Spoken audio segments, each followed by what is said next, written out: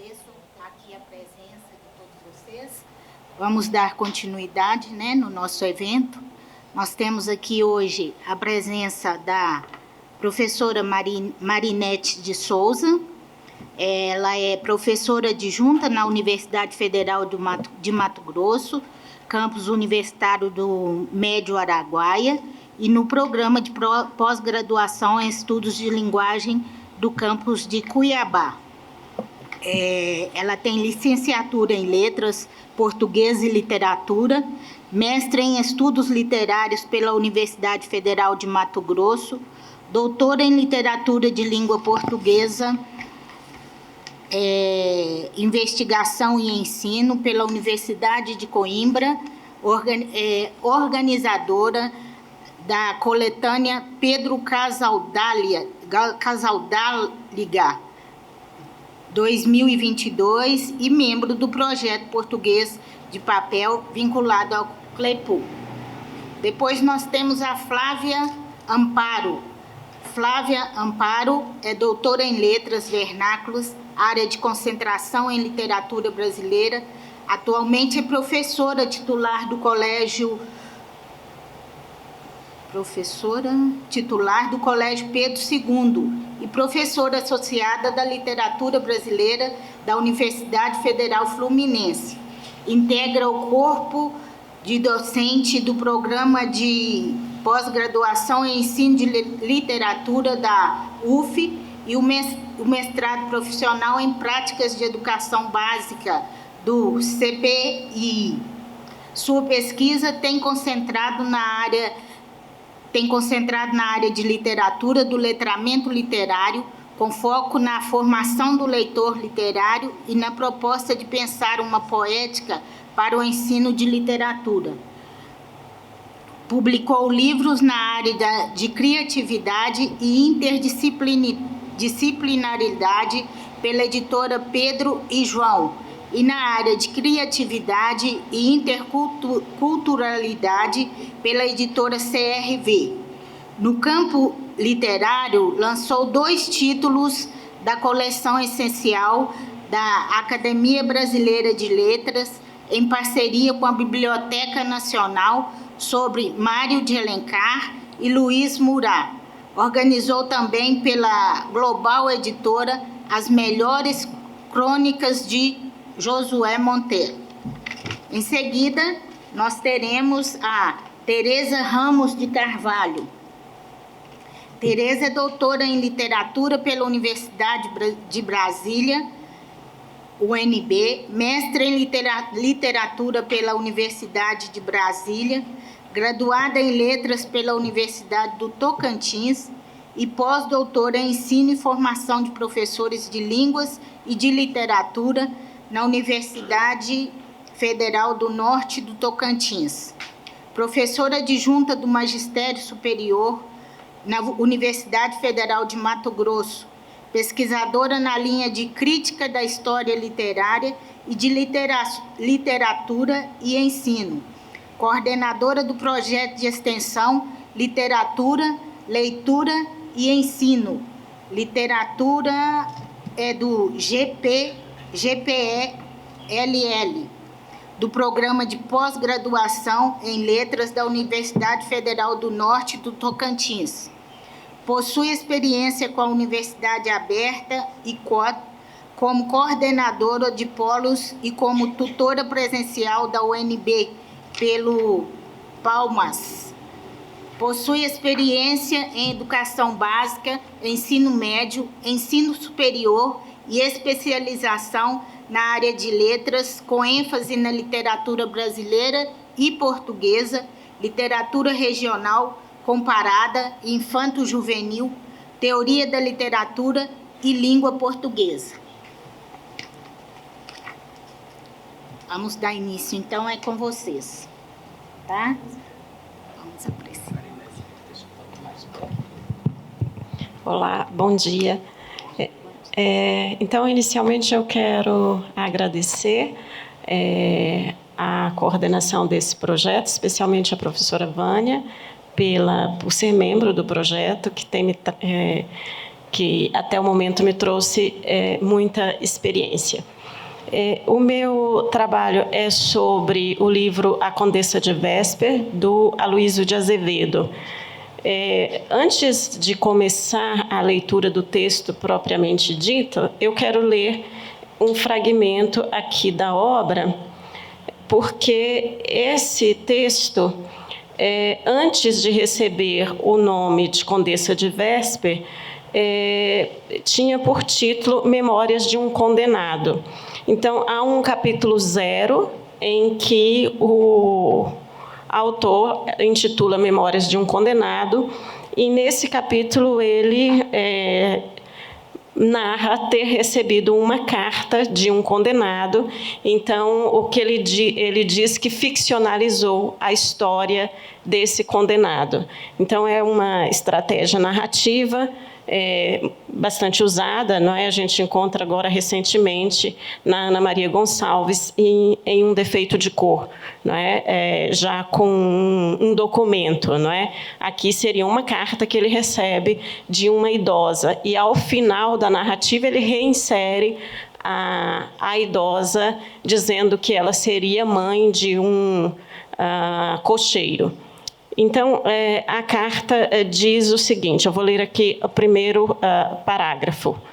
Prezado romancista, apesar de nunca ter tido a honra de trocar uma palavra com o Senhor, já o conheço perfeitamente por suas obras, e por elas desaprecio o coração e o caráter. Pode ser que me engane, mas a um rapaz sem bens de fortuna e sem influência de família, que teve a coragem de reagir contra velhos preconceitos do nosso país, abrindo caminho com a sua pena de escritor, transformada em picareta e posta só aos serviços dos fracos e desprotegidos. Não pode ser indiferente à desgraça de quem se vê encerrado entre as negras paredes de uma prisão, sem outro companheiro, além da própria consciência que o tortura. Sei que sou criminoso e mereço castigo. Matei e não me arrependo de haver matado. Matei porque amava loucamente, porque sacrifiquei alma, coração e riqueza a uma mulher indigna e má. Entretanto, se recorri na punição da lei, não fiz por merecer o anatema dos homens, justos e generosos. Minha vida deve inspirar mais compaixão do que desprezo por mim, e deve aproveitar como lição aos infelizes nascidos nas desastrosas circunstâncias em que vinham ao mundo. Então, nós já temos uma certa defesa aqui do condenado na carta. O texto depois inicia com esse rapaz, que é o Gabriel, chegando a uma festa acompanhado do seu padrasto Gaspar. Então, a gente tem uma série de intrigas antes de começar a história principal propriamente dita, não é? Daí nós vamos ter a história do Gabriel, do seu nascimento e o modo como Gaspar conhece Violante, que é a mãe de Gabriel. Violante se mata porque não consegue se vingar de alguém que ela considera que teria zombado dela, e depois Gabriel vai ter o mesmo fim na prisão. Então, aí a gente já tem um aspecto naturalista da obra, mas não é só esse. Nós vamos ter também a personagem Ambrosina, que seria a mulher, que ele aqui qualifica como indigna e má, que carrega as características do pai, que é a personagem portuguesa. Então, esse seria um resumo da obra. Então, passo agora à leitura. A Condessa de Vesper, de Aloísio de Azevedo, originalmente publicado em 1882, então com o título Memórias de um Condenado, sob a forma de folhetim, no jornal A Gazetinha, foi reeditado no mesmo ano como livro e, por isso, ganhou um capítulo 0, no qual o autor cria uma entidade ficcional, um prisioneiro, que lhe envia um manuscrito contando sua história. Sob a forma de folhetim, desculpa, já li essa parte. Como observou Luiz Santa Cruz, o romance folhetim naquela época não possuía mais o mesmo prestígio que havia antes granjeado no Brasil. Nos começos de nossa imprensa, quando era a única espécie de literatura oferecida a seus leitores pelo jornal diário e quando as próprias revistas e jornais especializados em literatura não o dispensavam nos seus sumários. Fim de citação. Talvez por isso Aloysio de Azevedo tenha reeditado imediatamente o romance com o título A Condessa de Vésper. Essa primeira edição em livro também altera quase por completo o primeiro capítulo, que primeiramente intitulava-se Um Caso Extraordinário, e que com o número 0 passou a chamar-se Memórias de um Condenado. A edição definitiva, em parte reescrita pelo autor, é a terceira, de 1902. O romance aproxima-se de outras obras de Azevedo por suas características naturalistas. É cheio de peripécias e reviravoltas. Aloysio de Azevedo, autor naturalista, representa na Condessa de Vésper o homossexualismo de Ambrosina, que é uma jovem de personalidade pérfida, e isso é atribuído à sua descendência e, de modo sutil, à sua identidade de gênero. Então, neste texto, analiso o modo como a personagem luso-brasileira é constituída na sua relação com o progenitor português Moscovo e também por sua identidade de mulher bissexual. O romance apresenta um retrato da sociedade carioca da época, com seus vícios e mazelas, e ainda permite um passeio pela paisagem urbana e social da então capital brasileira, Rio de Janeiro, por meio de referências aos seus locais, breves referências à escravização, aos cortiços e palacetes. Sobre a escravização, é curioso que é muito breve. Ele apenas diz que haviam criados, que havia pessoas que atendiam quando, no início da narrativa, Gabriel e Gaspar chegam à festa. Então, isso foi algo que me intrigou, porque já estamos ali no final do Império, não é? Há alguns anos da República, mas o sistema escravocrata ainda existe. Então, é algo curioso. A narrativa começa em média res e apresenta ao leitor dois homens jovens, sendo um mais jovem que o outro, indo a um casamento para o qual não foram convidados. Gabriel, um deles, ama a noiva Ambrosina, que escolhera outro rapaz, desprezando-o. Chegam à festa, exatamente quando os noivos estão se retirando. Gaspar se distrai e Gabriel o segue. Ao espiá-los por um vão da janela do quarto nupcial, percebe que a noiva se encontra em perigo. Ambrosina foi vítima de um ataque de loucura de seu marido, Leonardo. Gabriel a socorre com a ajuda de Gaspar. Em seguida, os pais da noiva chegam ao local. O comendador Moscovo, a princípio, se opõe à presença de Gaspar, mas este, por ser médico, se torna indispensável, cuidando de sua filha e de Gabriel, que também foi atingido por Leonardo.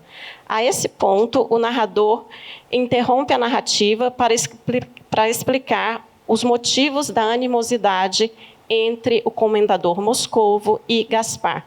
Gaspar é filho do coronel Pinto Leite, que no passado lhe negou a mão da mulher que amava. Desde então, Moscovo se propõe a enriquecer e a se vingar do militar. Ficando seu patrão doente e sabendo que este não tinha herdeiros, o jovem dedica-lhe todo o seu tempo e este deixa-lhe sua fortuna com a condição de que Moscovo se case com uma jovem a quem protege, Genoveva. Os dois jovens se casam e Genoveva dá à luz a uma menina, a qual chamam Ambrosina. Apesar da nova vida e de ter se tornado comendador, Moscovo dedica-se a publicar morfinas no Jornal do Comércio contra Pinto Leite. Então, o narrador usa, mais uma vez, de uma analepse para esclarecer o narratário sobre a relação entre Gaspar e Gabriel. Ao retornar de seu período de formação em medicina, o navio em que se encontrava Gaspar faz uma escala em Montevidéu e, atacado por bandidos, é recolhido por Violante, que, ao encontrá-lo desacordado, percebe que ele é semelhante a um homem que lhe ajudara no passado, o pai de Gaspar, Coronel Pinto Leite. Violante, agora viúva, mãe e rica, quer vingar-se de um homem que a enganou, Paulo Mostella, e por isso pede a Gaspar que se passe por seu novo marido para ter direito a receber a herança, e em seguida partem em busca de Mostella, a quem Violante deseja matar. No entanto, ao encontrá-lo, descobrem que ele casou-se com a irmã de Gaspar, e este pede a Violante que desista do plano.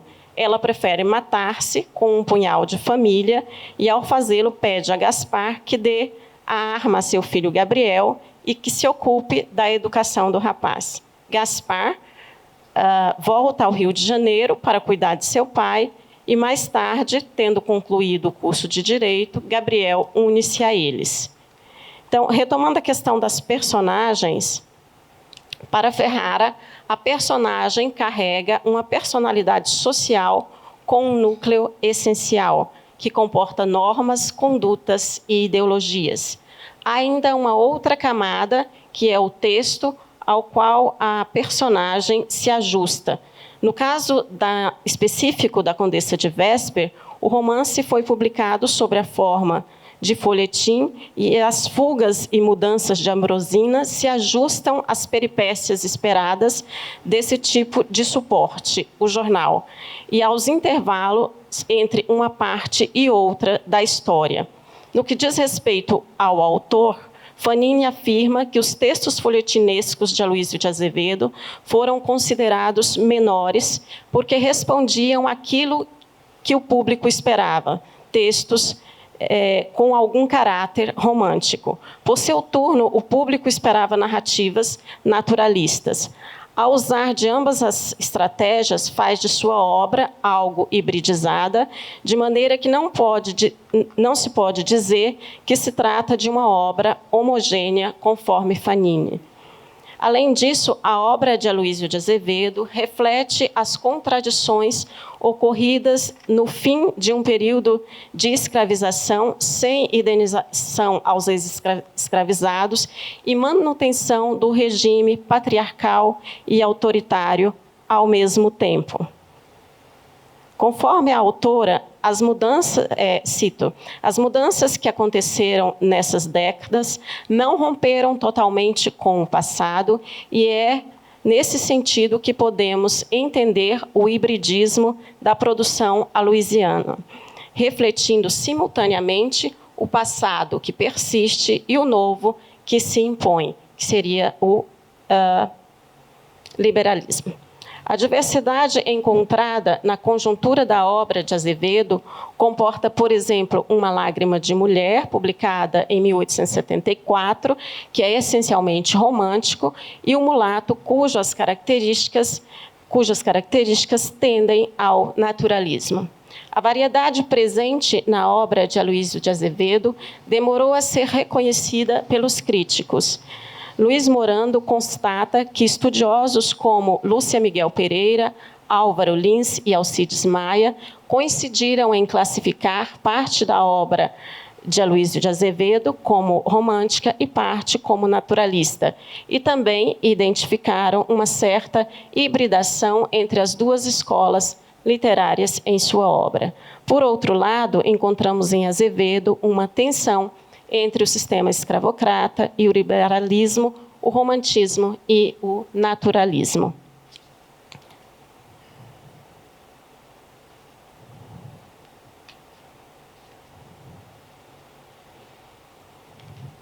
Eu vou fazer um corte aqui, só um momentinho.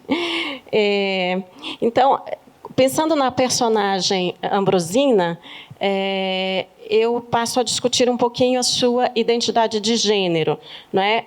Pensando que a própria noção de identidade, desde quando a obra foi publicada até o momento, sofreu mudanças, não é? A gente tem, por exemplo, Stuart Hall, que vai dizer, não é, que antes se pensava a identidade como algo fixo e agora como fluida, não é? Então, embora naquele momento a identidade fosse pensada como imutável, Ambrosina não é uma personagem imutável, não é? Ela é no início lá uma moça casadoira, não é, para usar um termo da época, e depois ela foge com uma jovem, ela passa a ser uma artista e se autodenomina Condessa de Vésper, então ela tem várias identidades, o que corresponde mais a essa identidade fluida, como nós entendemos atualmente. Então, embora a noção de identidade não estivesse em voga na época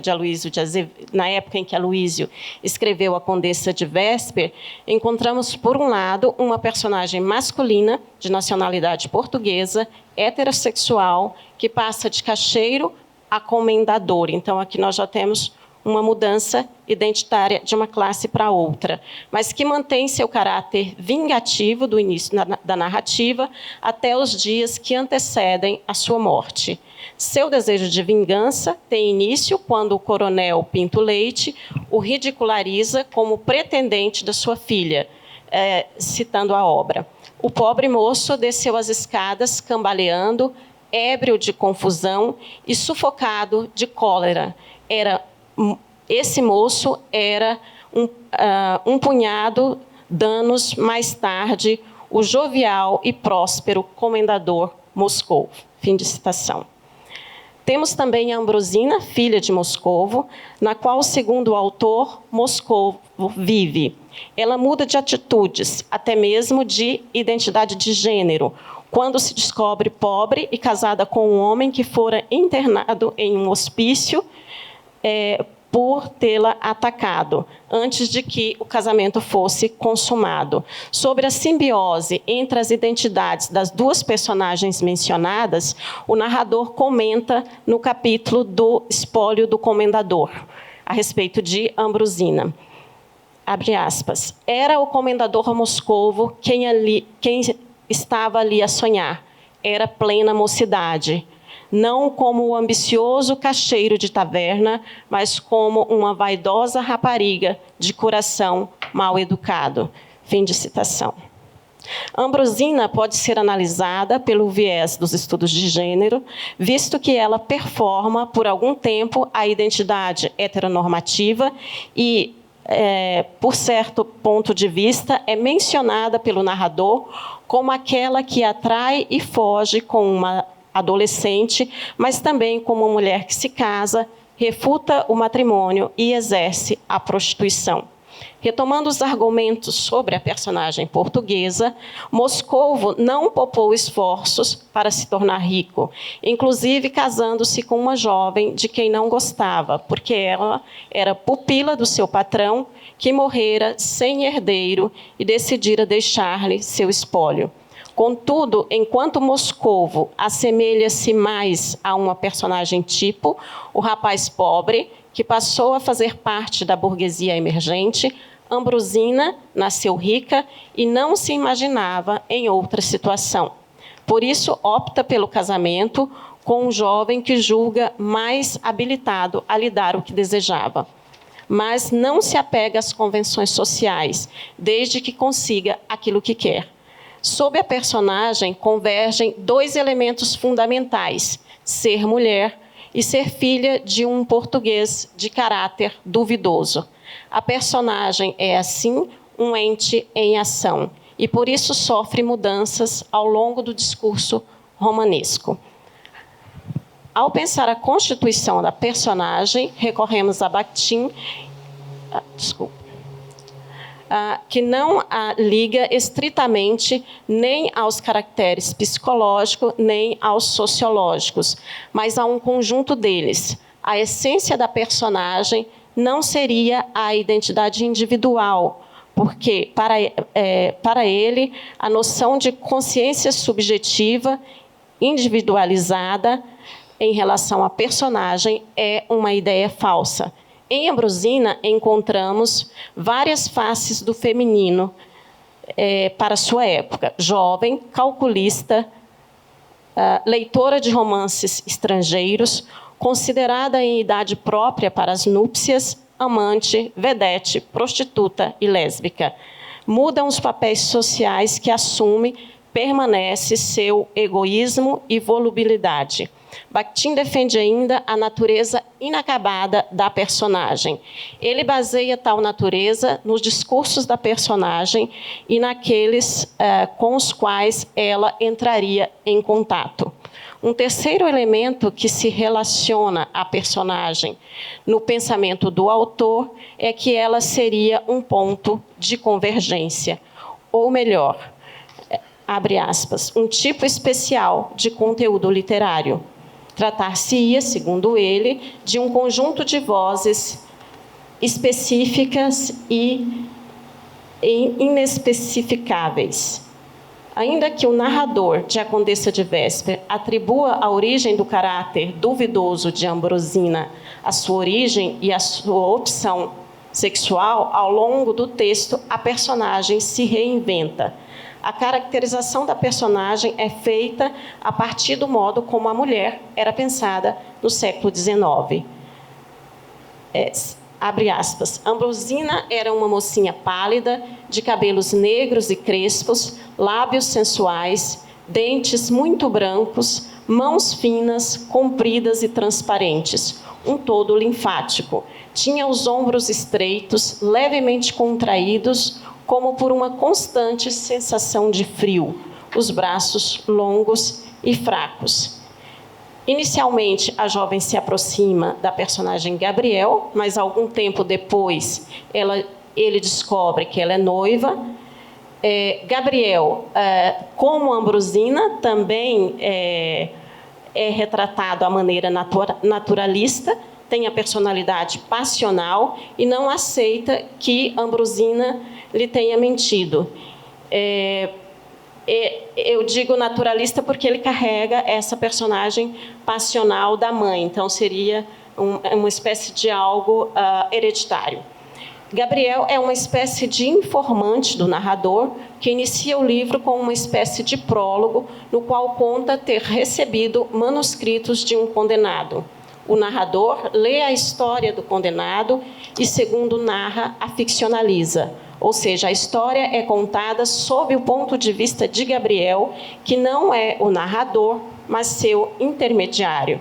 A animosidade entre as famílias de Gabriel e Ambrosina contribui para o ar folhetinesco da obra, visto que, embora Gabriel saiba, como o noivo da jovem também tenha posses, não é de interesse do pai dela que os jovens se aproximem.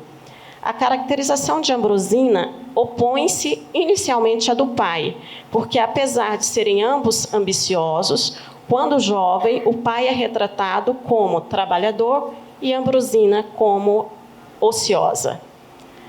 Apesar dos anos, Ambrosina se torna cada vez mais, com o passar dos anos, Ambrosina se torna cada vez mais parecida com Moscovo.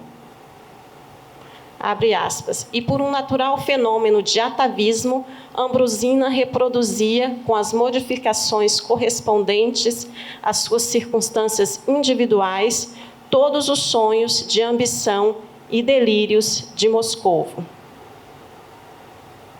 Quando surge pela primeira vez na narrativa, Moscovo é um rapaz modesto e apaixonado. Abre aspas. Foi então que o caixeiro da taberna, em frente da casa, um rapaz português, de pouco mais de 20 anos, bonito e forte, deu em requestá-la com sorrisos e olhares ternos. Então, ele é descrito dessa maneira.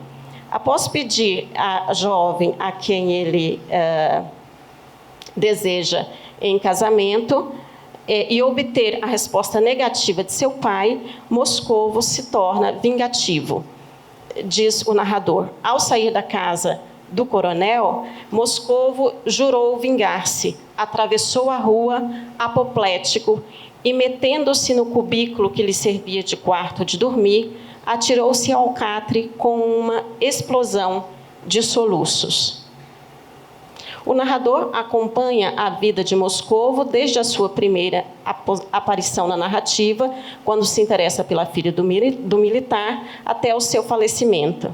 A prosperidade econômica da personagem dá-se por causa do desejo de vingança, por suas economias e pela herança de um comerciante que criara sua esposa.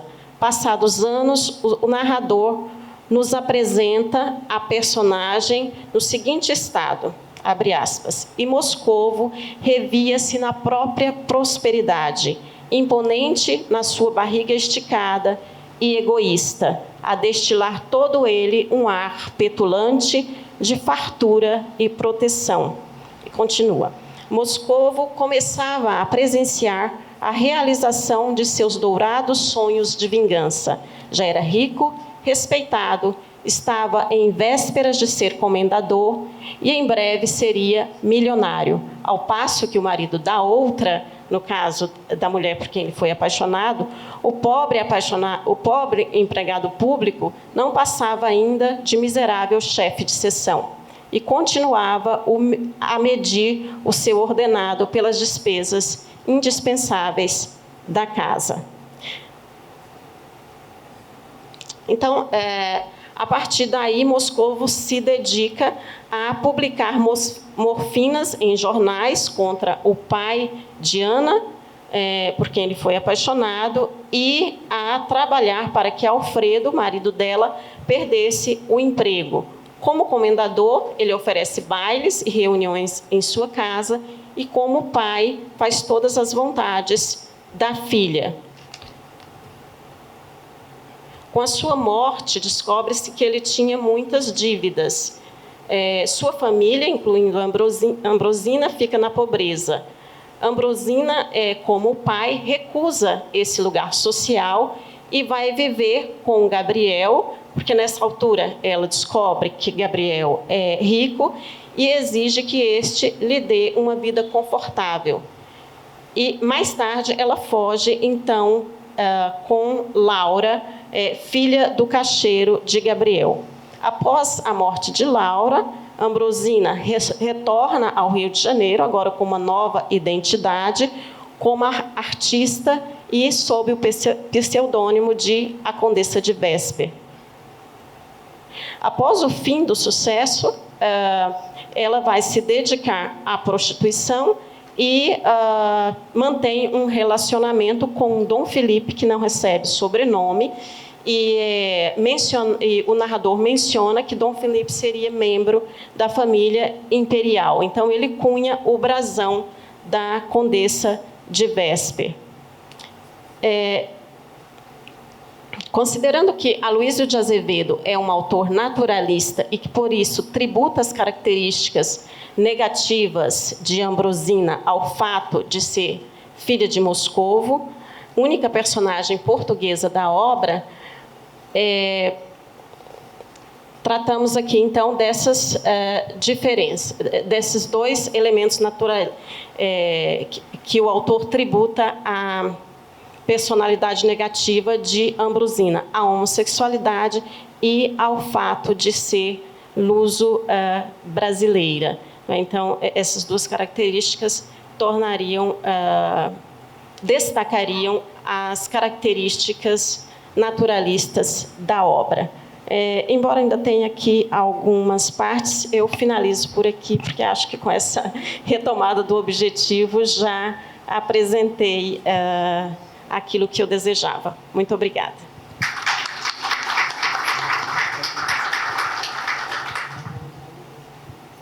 Obrigada, Marinete. Vamos dar sequência agora com a apresentação da Flávia. Tem que colocar aqui. Bom, enquanto ele coloca, né, a apresentação, eu gostaria de agradecer imensamente por esse evento, a Vânia e a todas que colaboraram para a organização. É um prazer estar aqui falando, né, tanto dos escritores brasileiros e das incursões, né, desses personagens portugueses na obra desses autores. Bom, conseguiu botar? Eu vou trabalhar com duas obras aqui. Eu vou falar mais do Aloísio do que do Machado. Duas obras que não são tão conhecidas dos dois autores, né? Uma é Filomena Borges, do Aloísio Azevedo, e Casa Velha, do Machado de Assis. Machado, que nunca publicou o livro em vida, foi a Lúcia Miguel Pereira que publicou posteriormente, né? Então, essa obra só existiu durante muito tempo lá nas páginas do jornal onde saiu.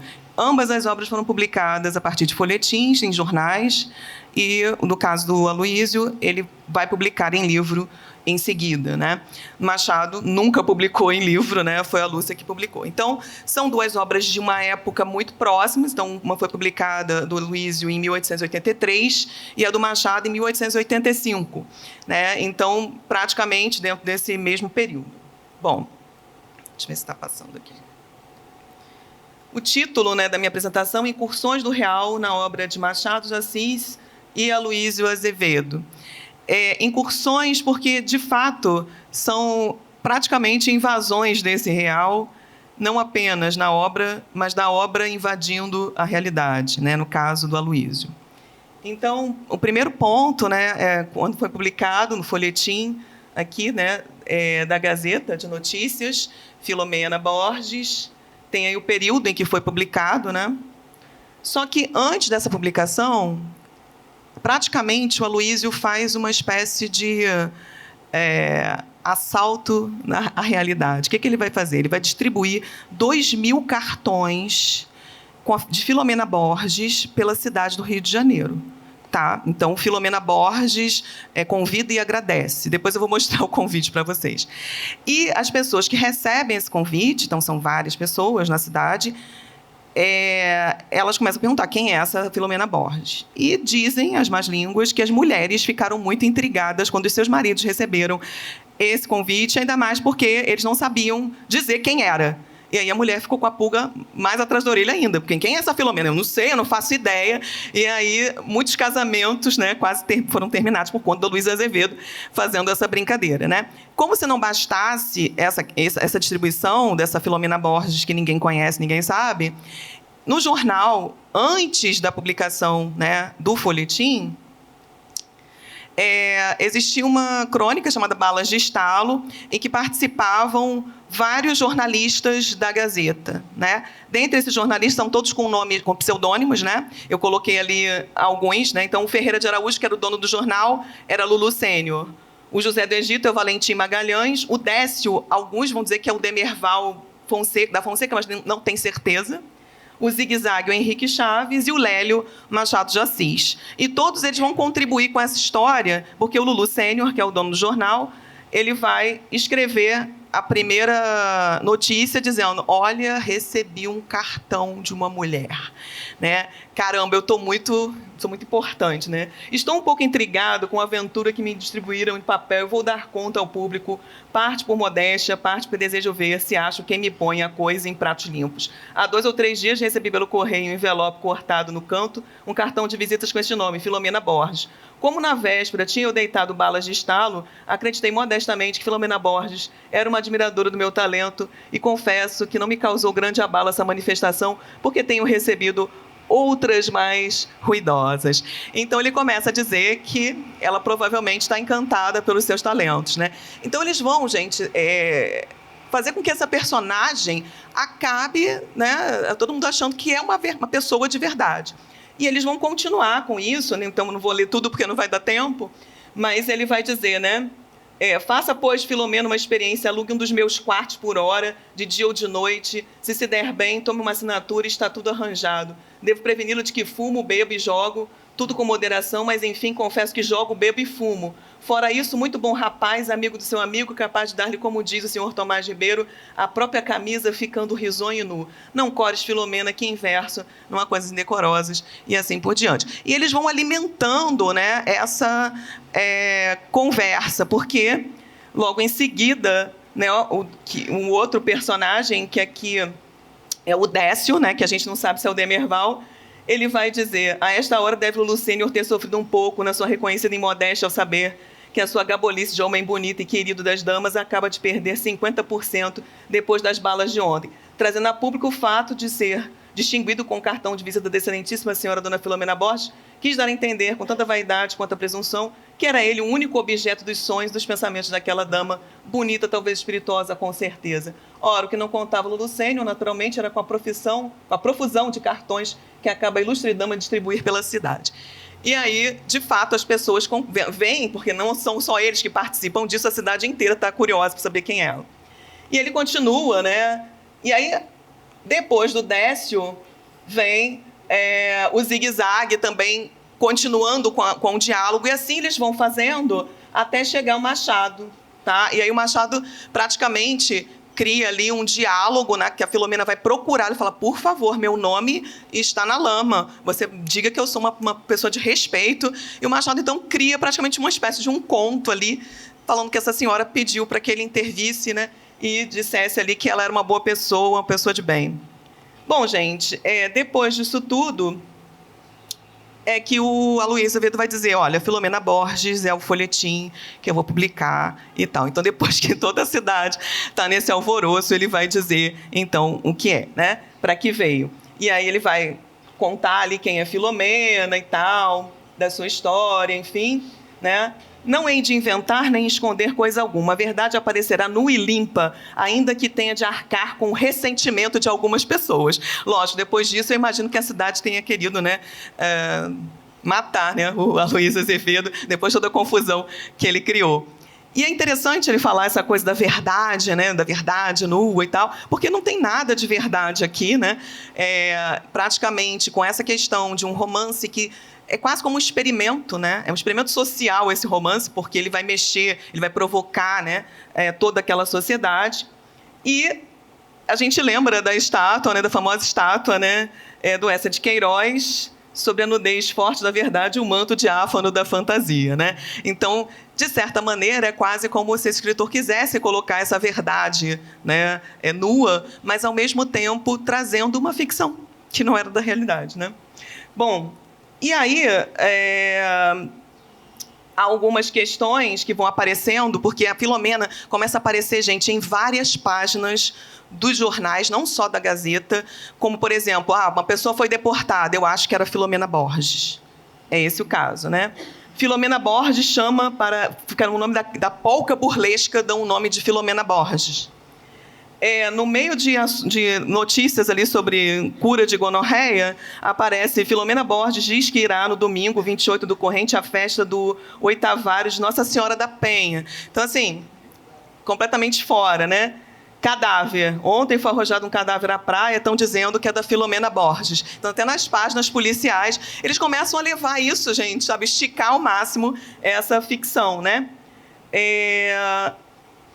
Então, ele vai dizer: fiquem, porém, descansados os leitores, e principalmente as leitoras que desejam saber ao certo quem é essa Filomena Borges, que mandou cartões de visita a todos os maridos do Rio de Janeiro e ilhas adjacentes. Dentro, em poucos dias, começaremos a publicar o folhetim, né? Esse foi o anúncio do folhetim. E aqui, gente, há uma outra série de avisos: liquidação de chapéus, né? Aviso: Filomena Borges tem a honra de participar e tal, né? Então, tem uma série de questões aqui que eu fui tirando dos jornais, porque ela começa a visitar essas páginas das mais variadas formas, né? Bom, e aí, quando começa a publicação do folhetim, começam a vir as críticas, né? Porque as pessoas vão dizer: leste Filomena Borges? Li, que tal? Assim. Por quê? Pouco enredo, pouca forma, com franqueza, achei tudo aquilo falso. Falso, não. Isso tem paciência, tudo aquilo é vazado da observação da verdade. Lembrando, né, do propósito da obra do Aloysio, né? Talvez seja por isso mesmo. Nesse caso, há excesso de fidelidade e a coisa parece falsa. Às vezes, um retrato a óleo é mais verdadeiro do que uma fotografia. Ora essa, parece uma asneira o que acaba de ouvir, mas não é, acredita.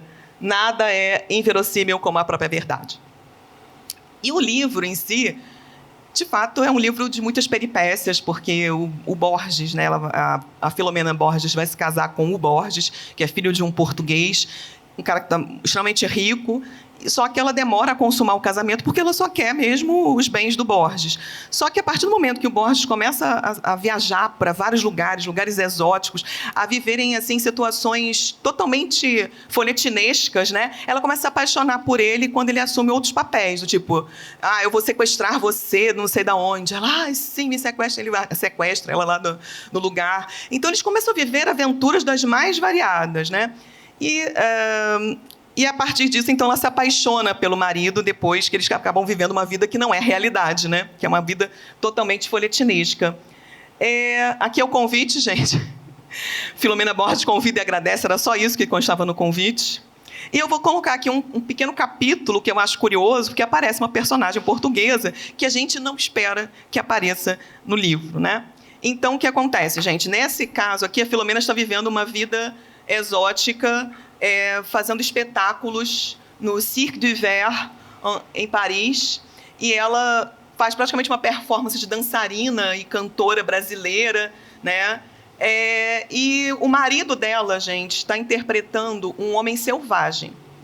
Então, o nome dele é Bukurululu. E ela diz que o encontrou no Amazonas e que ele a protegeu de ser comida por canibais, índios canibais da Amazônia.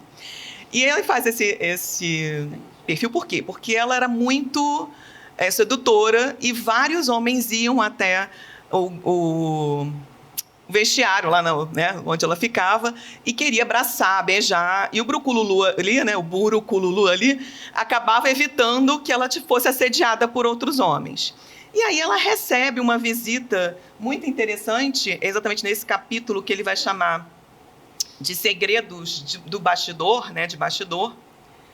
Então, vejam, estrearam no Cirque du Verre, que sucesso, os parisienses cansados de boa música e fartos de artistas célebres. Os parisienses desiludidos, esgotados, blasés, ainda tiveram fibra para um arrepio novo quando ouviram os chorados da Bahia e as modinhas do Pará, gemidos em português por aquela deliciosa filha dos trópicos, que não precisava de espartilhos e peitos de borracha para dizer na linguagem clássica e singela das curvas carnais toda a velha sensualidade paradisíaca. Ingleses silenciosos e tradicionalmente excêntricos, russos viajantes, príncipes de várias partes do mundo, vinham ao Cirque du Verre a tirar o coração e a bolsa aos pés da famosa brasileira. Claro que eles só tinham interesse na bolsa, né? Filomena, porém, não era mulher que sucumbisse a tais seduções, né? E já com a tática que apanhara nos teatros, já com os conselhos que recebera da dona Clementina, sabia pilhar seus adoradores, né? Então, só nas ocasiões supremas é que o terrível botocudo se mostrava armado, o marido dela, Borges, né? Armado de tamarana, uirupara e esgaravatana, e tal gritaria e tais ameaças punham em jogo que ninguém levaria sua intrepidez a ponto de avançar, né? Então, ela ficava protegida com esse marido aí. Resmungou o botocudo sacudindo a cabeça. Não sei que te diga. Olha, esse tal Duque Louro, por exemplo, esse que te mandou ontem aquele diamante negro, não me passa na garganta. É de todos o que mais me incomoda. Não sei que diabo acho na cara de semelhante homem.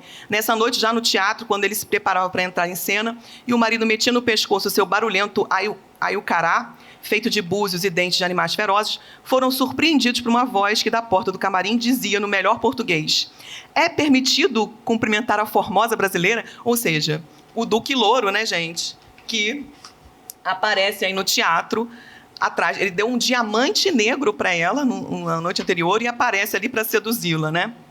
Pois não, respondeu esta, ordenando a criada que fizesse entrar a visita na pequena sala próxima. E quando apareceu, já pronta, o Duque! Não sabia que Vossa Excelência falava português e com tanta perfeição. Pois se eu sou português? Fez ela, considerando o tipo louro que tinha diante de si. Dir-se-ia um alemão. Era baixo e gordo, vermelho, bigode e barba cavanhaque, cabelos de um amarelo, frio e seco. Não falemos nisso, interrompeu ele. Tratemos de outra qualquer coisa, de seu esplêndido país, por exemplo.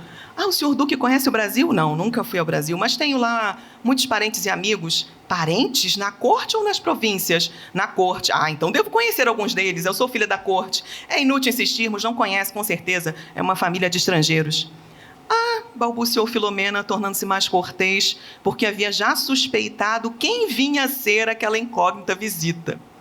É ele, com certeza, pensando de si para si. Mas, nesse momento, o Borges acabava de entrar na pequena sala e, no seu papel de botocudo, foi assentar-se a um canto sem mais cerimônia.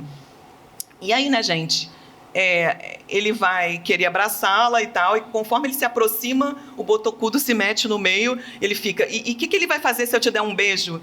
Aí ela diz, olha, se eu fosse o senhor, não faria isso, porque da última vez eu não me responsabilizo, né? Então, ele fica muito chateado com essa intervenção, né? E, por fim, bom, não havia meio de estar um momento em sua companhia sem a presença dessa animária? Pode haver, mas é muito arriscado. Ele tem um faro muito sutil que de qualquer cão de caça iria descobrir-me no inferno, se no inferno eu me escondesse. E por que não se desfaz a senhora de semelhante bruto? No fim de contas, deve ser aborrecido suportar eternamente esse orangotango.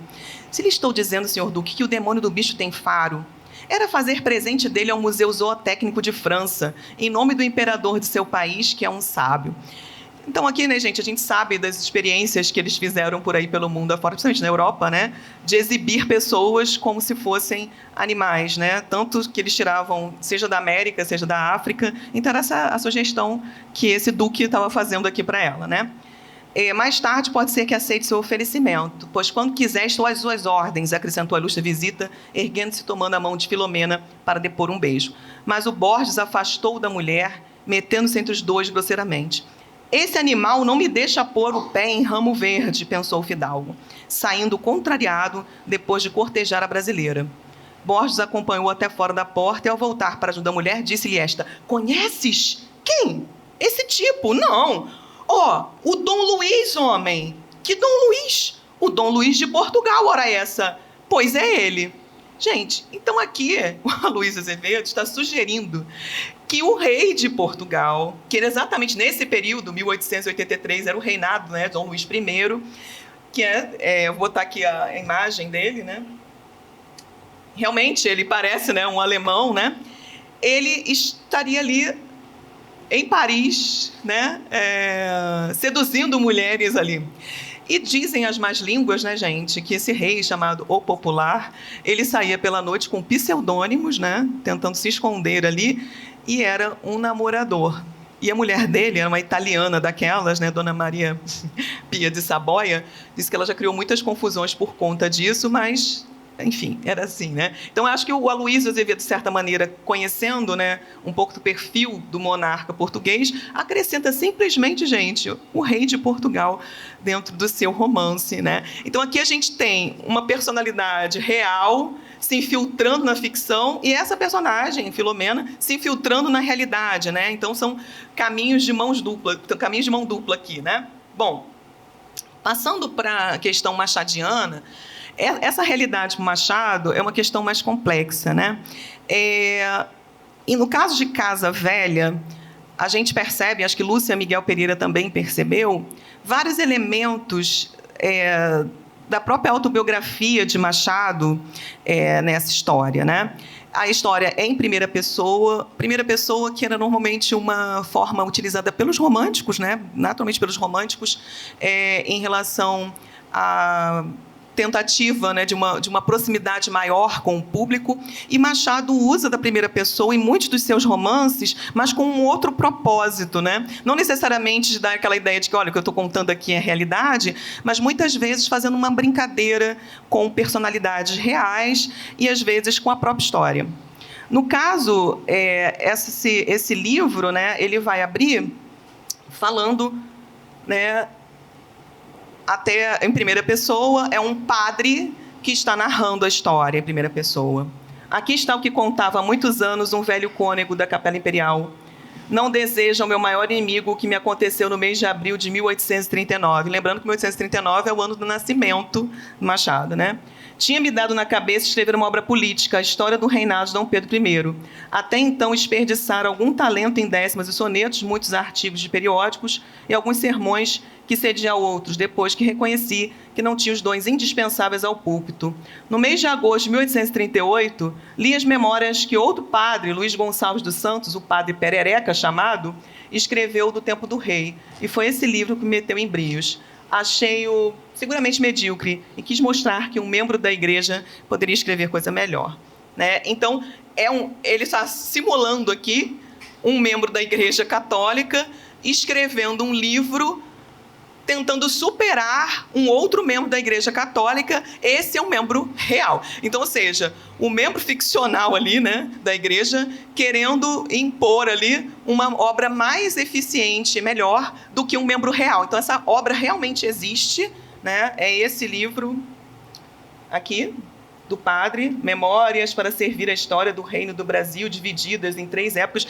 Né? Ele foi, apesar de nascer no Brasil, nesse período o Brasil não era ainda independente, então ele foi testemunho ocular da chegada de Dom João VI. Então, ele, praticamente, a gente pode dizer que é um personagem luso brasileiro. Né?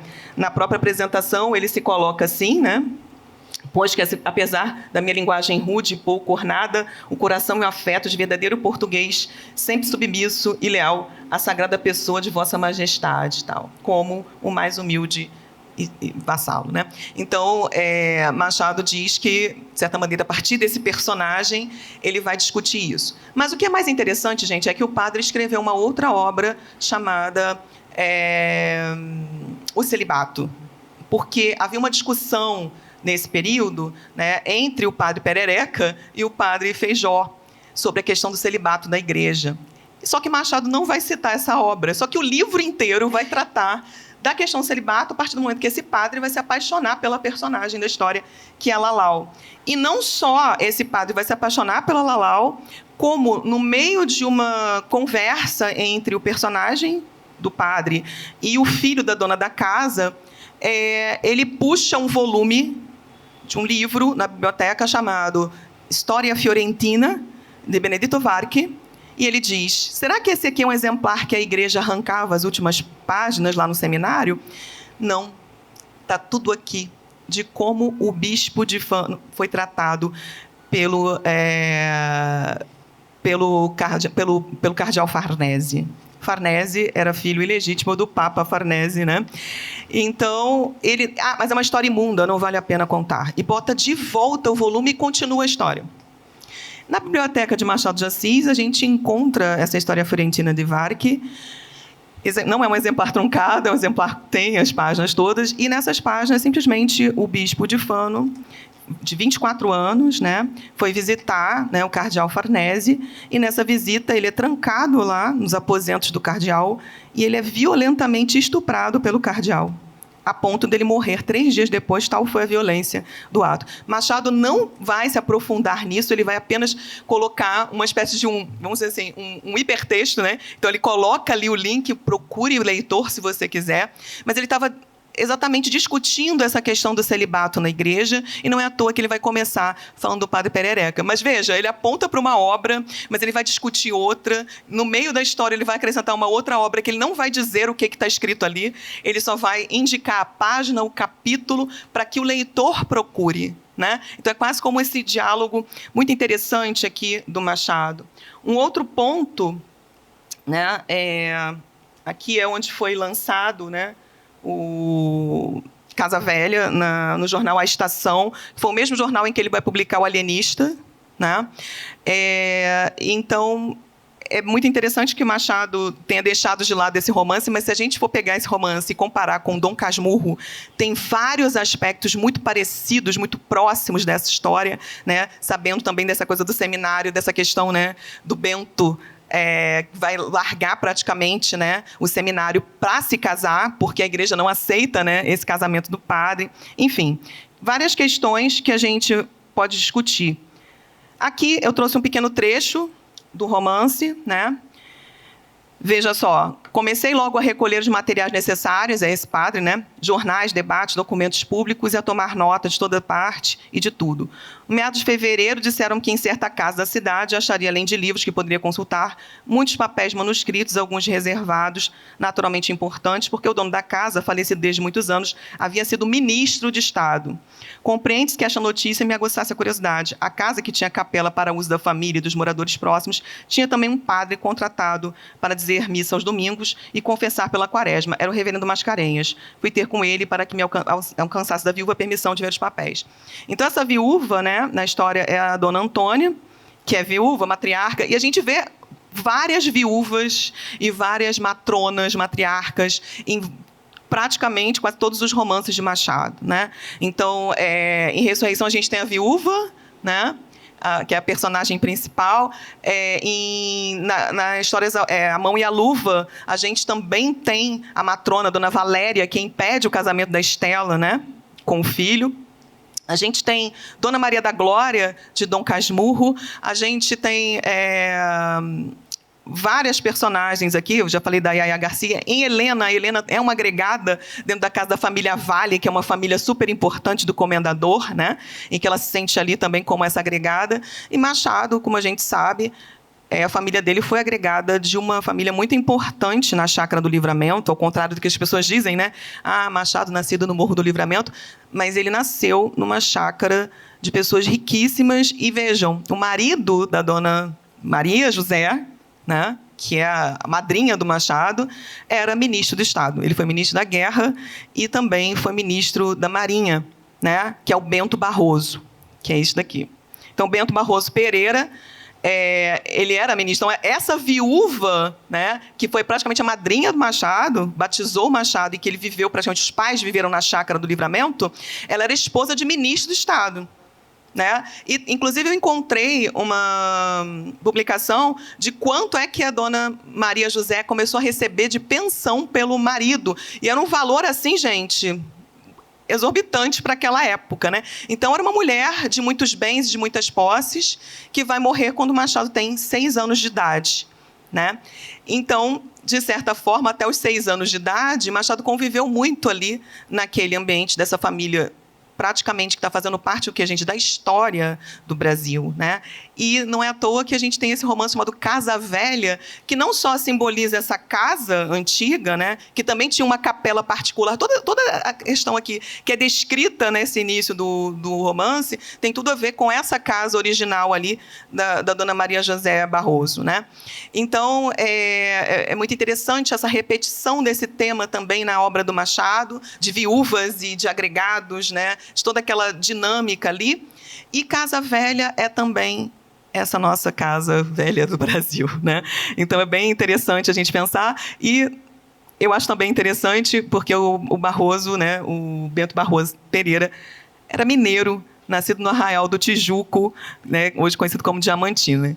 Então, essa é uma particularidade interessante, porque no romance machadiano, Dona Antônia, que é a viúva, ele coloca como natural das Minas Gerais, né? Quando, na verdade, a madrinha real do Machado era portuguesa, casada com um mineiro. Ele coloca ela mineira, provavelmente não chega a dizer isso, mas casado com uma família de ascendência portuguesa. Então, creio que ele inverte a questão, né? Enfim, para a gente finalizar, deixa eu ver se eu não sei se salvou aqui. Bom, aqui é um pouco da descrição da Dona Antônia, mas, para a gente finalizar, vale a pena ver o que Machado coloca num conto dele chamado O Segredo do Bonzo, né? Ele diz que entre a realidade e a opinião, né, na verdade, das duas existências paralelas, a única que vale e que existe é da opinião, porque a realidade é apenas conveniente, né? Então, nesse quesito, Machado coloca esse poder absurdo da subjetividade na construção de tudo, desde o que a gente é até o que a realidade representa para nós. Então, não existe realidade sem ser mediada por essa subjetividade. Então, Machado talvez seja o mais contemporâneo dos antigos, dos clássicos, né? Então, ele já tem uma visão muito contemporânea do que significa essa realidade e do que significa também a questão da construção, né, da ficção e essa mescla de ficção e realidade. Muito obrigada, gente.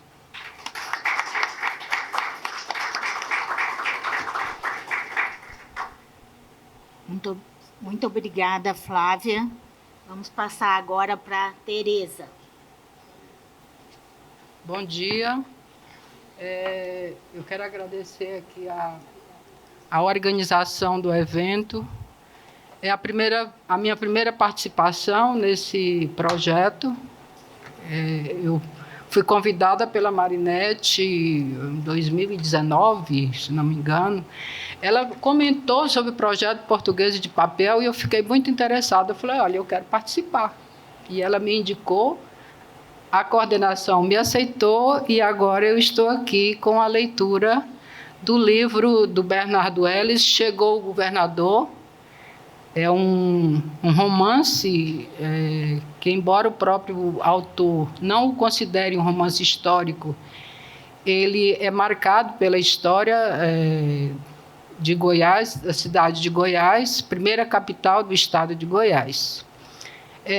Para não me perder, porque são muitas informações, eu vou ler o texto, depois a gente... porque eu escrevi demais, eu tenho essa mania de escrever demais, fui cortando, no final ainda ficou muito longo, mas, enfim, eu vou ver o que eu posso fazer aqui, e eu acho que eu vou fazer como o Franco, vou ler bem rapidinho, tá? Então, inicialmente, eu quero falar um pouco sobre bem rapidinho mesmo, sobre o que a gente entende por colonização e pós-colonização no Brasil. Do Brasil, o período de colonização, tanto que se atém ao simples povoamento, quanto o que conduziu à exploração do solo, é similar ao que ocorreu em outros países colonizados, juntado à exploração e carreamento das riquezas naturais da terra, a consequente transculturação e a aculturação do português, do negro e dos povos originários. Soma-se ainda ao processo colonial, as diásporas, tanto portuguesa quanto africana, seguida da escravidão e a tentativa de apagamento da cultura e dos corpos dos povos originários e africanos. Ou seja, no Brasil, também a colonização se esmerou na descivilização do colonizador, que, segundo César, desperta-o aos instintos mais ocultos, para a cobiça, para a violência e o ódio racial e para o relativismo moral. Segundo Cababa, a construção identitária se dá nos excedentes das fronteiras culturais e não são um espaço fixo, binário de oposição ou falta. No Brasil pós-colonial, surgem as novas configurações dos modos de ser e de agir, ou seja, muda-se a visão e a crítica passa a analisar o período colonial e suas consequências enquanto sistema político e econômico, na busca de entender a construção da identidade dos sujeitos colonizados. E nessa análise, procura entender a formação das identidades fronteiriças e múltiplas na era colonial e como as colônias se reinterpretam no contexto pós-colonial. O escritor goiano Bernardo Ellis, em seu romance Chegou o Governador, fez Antônio Calado em O Quarupi e a Expedição Montém, apresenta uma crítica à história colonial e nos faz refletir sobre a violência étnico-racial e as consequências das expedições colonizadoras realizadas nos sertões do Brasil. Pode-se afirmar que a literatura pós-colonial resulta da experiência de colonização baseada na tensão com o poder colonizador. Ou seja, a literatura pós-colonial, como instrumento de reflexão sobre a realidade do sujeito que vive em determinado espaço, metaforiza a desconstrução do imaginário escrito pelo colonizador. Assim, o pós-colonialismo pode ser entendido como uma corrente crítico-filosófica que busca investigar e lidar com as consequências da colonização. Pode-se dizer, portanto, que o fim do colonialismo político não assegura a descolonização de fato. Ou seja, ainda exercemos no Brasil nossa liberdade a serviço do colonialismo. Isso significa que há necessidade de descolonizar o imaginário, pois o fim do colonialismo como regime político não determinou o fim do colonialismo social nem cultural, especialmente no que diz respeito à literatura. Bernardo Ellis, em Chegou o Governador, que, embora tenha sido publicada na década de 80 do século XX, está inserido no contexto do Brasil colonial do século XIX, que aqui analisa, observando o papel dos portugueses nesse contexto de colonização. Falando um pouquinho, apresentar um pouco o autor, eu acho que ele não é muito conhecido, é pouco conhecido, porque é estudado mais na região centro-oeste. Bernardo Ellis Fleury de Campos Curado, cujo nome literário é Bernardo Ellis, ele não tem pseudônimo, ele apenas suprimiu o nome. Ele nasceu em Corumbá, de Goiás, aos 15 de novembro de 1915. É filho de um poeta e comerciante, José Eurico Curado e Marieta Fleury Curado. Ele estudou as primeiras letras com os pais, o curso ginasial no Liceu de Goiás, da antiga capital do estado, e o curso jurídico em Goiânia. Posteriormente, ingressou no magistério como professor da Escola Técnica Federal e de escolas da rede pública de ensino. Foi cofundador, vice-diretor e professor do Centro de Estudos Brasileiros da Universidade Federal de Goiás e professor de literatura na Universidade Católica de Goiás. Fundou a União Brasileira de Escritores de Goiás, cuja presidência ocupou por diversas vezes. Foi membro da Academia de Letras, Goiana de Letras, da Academia Brasileira de Letras, do Instituto Geográfico de Goiás e da União Nacional de Escritores de Brasília, da qual foi presidente. Primeiro escritor goiano a ingressar na Academia Brasileira de Letras em 1975. Deixou sua contribuição literária entre contos, poesia, ensaios e 2 romances.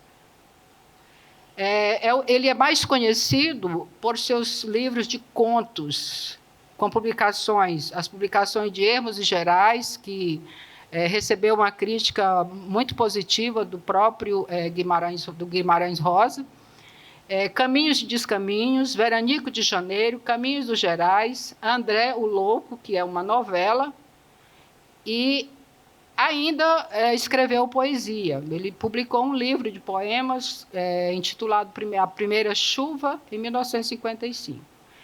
Para a moderna ficção brasileira, Bernardo Ellis elevou a presença de Goiás ao contexto literário, não só em relação ao conteúdo de suas obras, mas também com a linguagem regionalista que apresenta, colocando-se ao lado de Monteiro Lobato, Graciliano Ramos, Mário Palmério, Guimarães Rosa e tantos outros.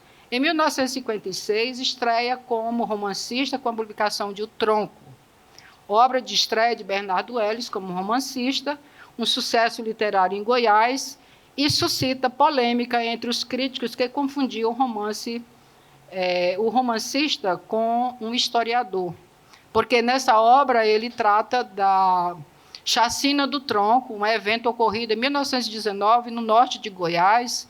À época se chamava Duro, hoje é a cidade de Dianópolis, que está no estado do Tocantins, que depois da divisão ficou para o Tocantins. Em 1987, ele publica seu segundo romance, Chegou o Governador, obra que, embora o próprio autor negue não se tratar de um romance histórico, apresenta o contexto do Brasil das últimas décadas do período de colonização. Ou seja, é um romance tecido nas linhas da história, que, além de interpretar os eventos relacionados à colonização, apresenta o contexto do passado histórico do país e, mesmo que reconstrua em sua narrativa um tempo histórico, ele afirma não se comprometer com um documentário, embora figurem, abre aspas, seres, ações e situações reais e fictícias na sua narrativa. Essa obra, portanto, pode-se afirmar como literatura que procura recriar de forma idealizada parte do nosso passado histórico das primeiras décadas do século XIX. No conjunto, a obra bernardiana conserva as características do regionalismo, mas libertada do exotismo romântico. Ele levou para sua escritura a linguagem que a moderna ficção exigia para ser aceita.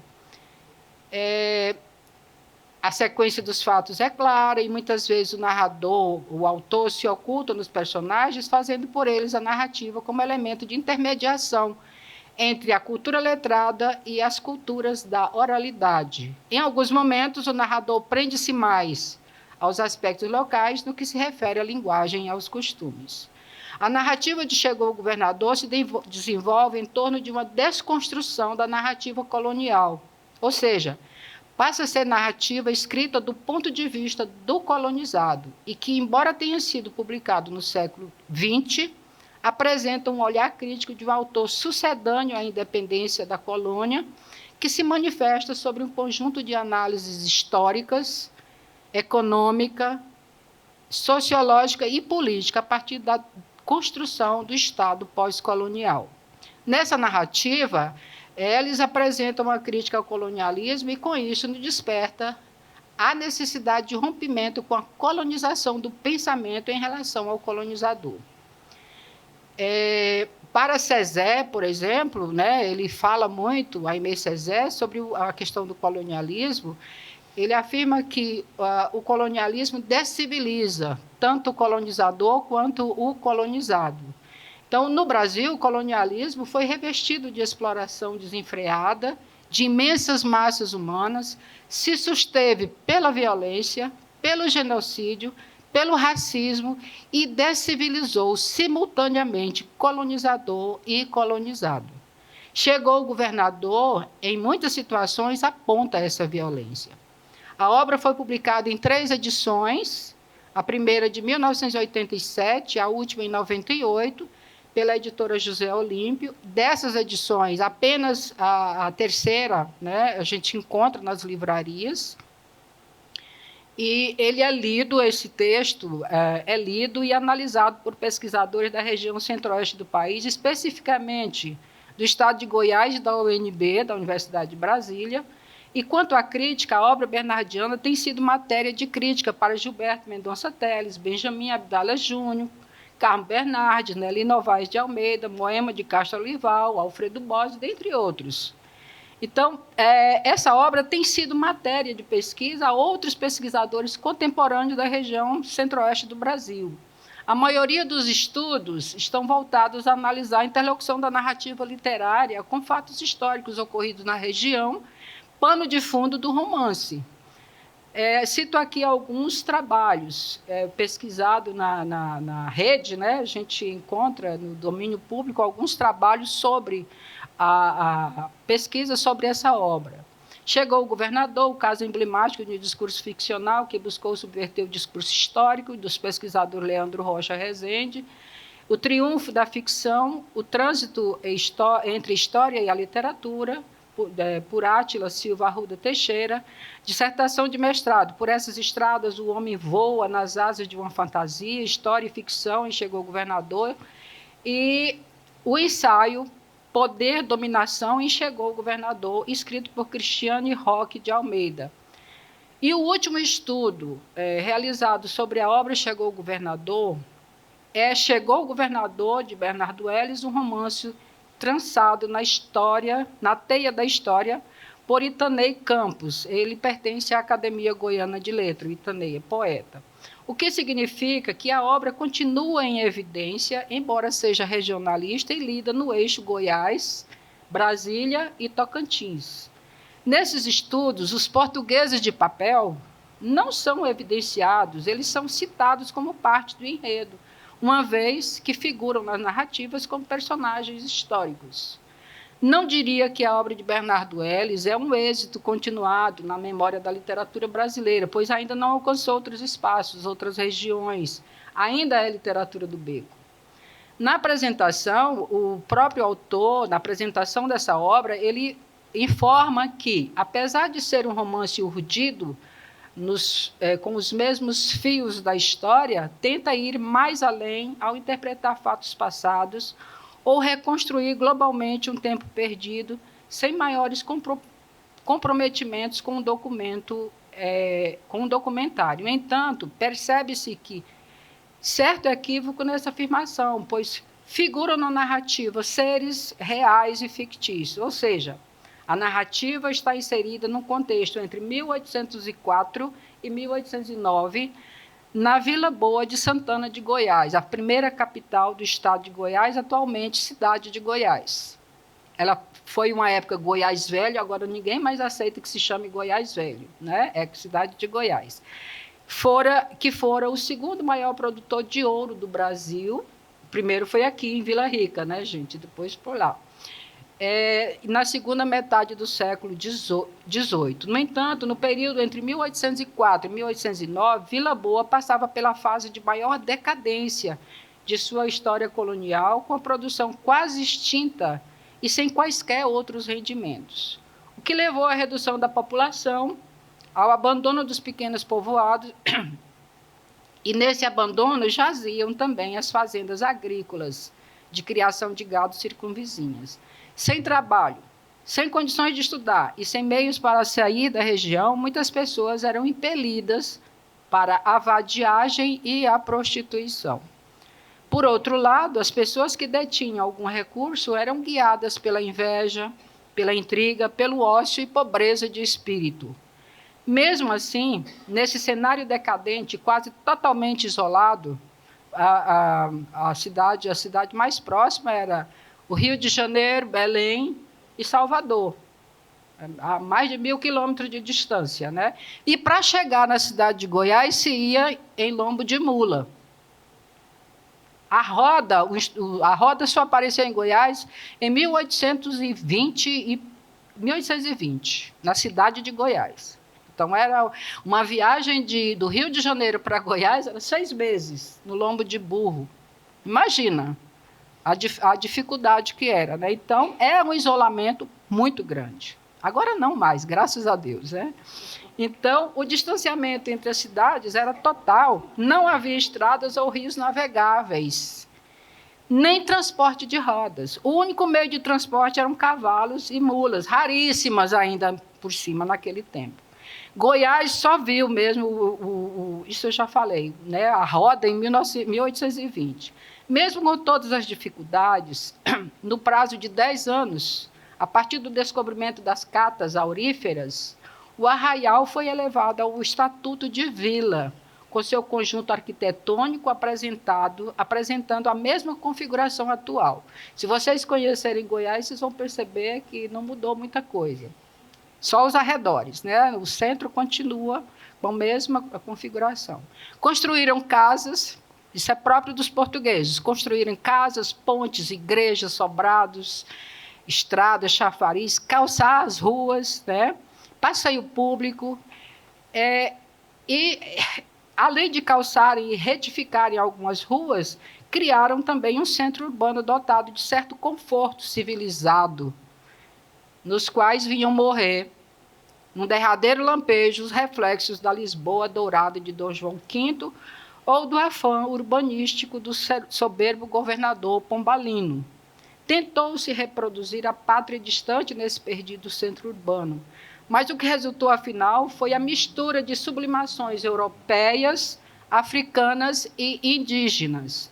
É que em Salvador, Rio de Janeiro, Recife, Belém, Vila Rica e São Paulo trabalhavam artesãos, oficiais, mecânicos e intelectuais europeus, que para tais cidades transportavam igrejas, fortis e palácios pré-fabricados em Portugal e lá montados. Em Vila Rica, Vila Boa de Goiás, a mão de obra e a orientação provieram exclusivamente de mestiços ou pretos, escravos. Europeus somente os altos dignatários da coroa ou da igreja diminuta que se acandoravam em privilégios e preconceitos insuportáveis para os nativos. Não faziam nada, né? Quem fazia eram os escravos. Essas informações elas foram passadas pelo próprio autor Bernardo Ellis aqui na orelha do livro. É interessante a gente perceber que, em torno desse contexto todo, se desenvolve a narrativa de Chegou o Governador, né? Então, nesse contexto de exploração, de ouro, em Goiás, das últimas décadas do século XVIII e das primeiras décadas do século XIX, está situada a narrativa, que se desenvolve em torno de 2 personagens. O jovem capitão-general Dom Francisco de Assis Mascarenhas, descendente da Casa de Bragança, reinante em Portugal, fidalgo português, natural de Lisboa, filho de José de Assis Mascarenhas. Engraçado, ele não apresenta a mãe, só o pai, né? Ele só tinha um pai. E a história de Ângela, Ângela é nativa, né, da cidade de Goiás, filha de um comerciante, rico comerciante, filho de José de Assis Mascarenhas, Castelo Branco, Lancastre, e Ângela Ludovico, filha de uma das melhores famílias goianas, mas ela era plebeia, ela não tinha sangue, como eles dizem, o sangue dela era sujo. Ela não tinha sangue, nenhuma herança portuguesa. Bernardo Ellis recria a Vila Boa, capital e única comarca da capitania de Goiás, ao final do ciclo do ouro, e, para tanto, utiliza de fontes e documentos de cronistas europeus na construção da obra. E, por esses motivos, pode afirmar-se que, nesse romance, há uma interlocução da literatura com a história. A narrativa apresenta na vida local a chegada de uma centena de servidores e escravos capitaneados por um nobre vindo diretamente da corte de Lisboa para governar Vila Boa por 4 anos. Parece que meu tempo já está acabando. E eu estou longe de chegar no fim, viu, gente? Então, em torno dessas duas personagens, ações de outros personagens foram sendo incorporados nessa narrativa. Ora para tratar das aventuras amorosas do casal, né, que é o Dom Francisco e a Ângela, ora para evidenciar as tentativas de Dom Francisco em recolocar Goiás dos caminhos da integração econômica, né, entendida como indispensável para a projeção da cidade rumo à modernidade. Então, eles tiveram um romance muito agitado até o momento que a Ângela engravida. Quando ela engravida, ela pensa que ele vai casar com ela. Ele diz: não, eu não posso casar com você. Você tem um sangue sujo. A gente não pode. Nós só podemos casar com pessoas de linhagem nobre, ou então alguém que seja rico, e branco. E ela não tinha essas características. Enfim, o que ele faz? Ele afasta o namorado da Ângela, que era um militar, para poder se aproximar dela, tem uma relação com ela, tem 2 filhos bastardos, e em nenhum momento ele quer casar com ela, propõe que ela viva em concubinato, ela não aceita. Depois ele é transferido para Vila Rica, e a Ângela se casa com o ex-noivo dela, que voltou, e depois ele foi eleito o primeiro governador da cidade de Goiás. Ou seja, a Ângela, de qualquer forma, ela não é portuguesa, mas ela acabou encontrando o seu espaço, né? Apesar de o narrador dizer na narrativa que o mundo é dos homens. A narrativa final termina assim. Então, a obra é dividida em 4 partes, todas elas são epigrafadas, e as epígrafes da narrativa, elas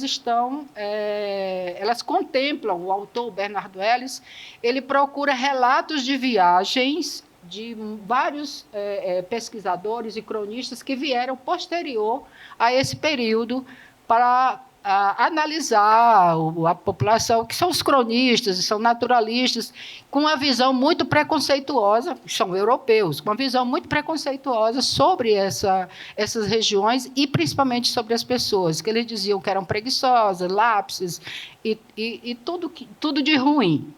Né? Então, só para fechar, eu vou só fechar aqui, porque tem muita coisa para falar, mas depois a gente pode discutir uma coisa que é interessante, na estrutura da narrativa, ele divide em 4 capítulos, 4 partes, e essas partes ele chama. A primeira parte de A Febre com Delírio, que tem 10 capítulos. A segunda parte, A Febre sem Delírio, com 8 capítulos. A terceira parte, A Prostração, com 4 capítulos, e finaliza com a parte que ele chama de epílogo, talvez indispensável.